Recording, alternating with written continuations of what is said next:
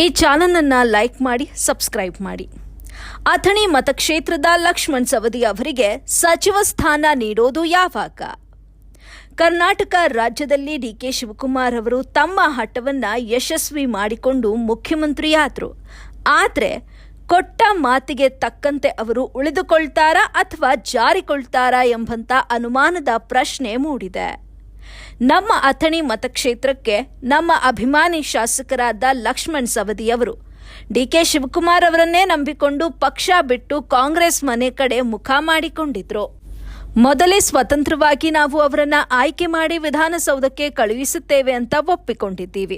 ಅದೇ ಸಮಯದಲ್ಲಿ ರಾಜ್ಯದ ವಿರೋಧ ಪಕ್ಷದ ನಾಯಕರು ಕೂಡ ನಮ್ಮ ಸವದಿಯವರಿಗೆ ಪಕ್ಷವನ್ನ ಬಿಟ್ಟು ಹೋಗಬೇಡಿ ಅಂತ ಎಷ್ಟೇ ಹೇಳಿದ್ರೂ ಕೂಡ ನಮ್ಮ ಸವದಿಯವರಿಗೆ ಸ್ವಾಭಿಮಾನಕ್ಕೆ ಅಲ್ಲಿ ಧಕ್ಕೆ ಆಗಿತ್ತಲ್ವೋ.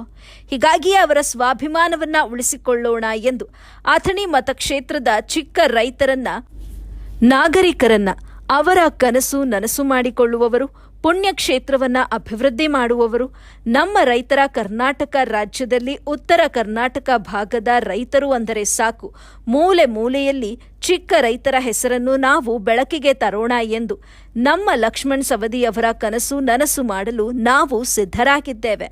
ಅದೇ ಸಮಯದಲ್ಲಿ ಡಿಕೆ ಶಿವಕುಮಾರ್ ಅವರು ಬಂದು ಪಕ್ಷಕ್ಕೆ ಸವದಿಯವರನ್ನ ಬರಮಾಡಿಕೊಂಡಿದ್ರು.